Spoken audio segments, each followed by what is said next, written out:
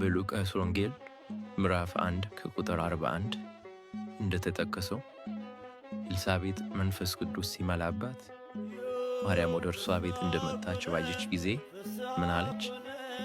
አንቺ ከሴቶች መካከል የተባረክሽ ነሽ፣ የማኅፀንሽም ፍሬ የተባረከ ነው አለች።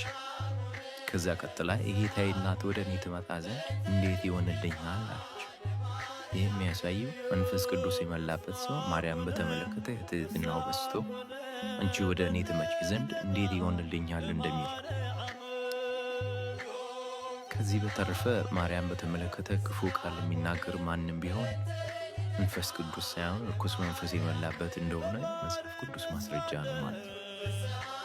ከዚህ በመነሳት እኛም ኃጢአተኞች የጌታችን እናት ወደ እኛ ትመጣ ዘንድ እንዴት ይሆንልናል እንላለን።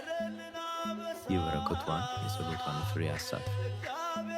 ለሁላችሁም መልካም በዓል ይሆንላችሁ።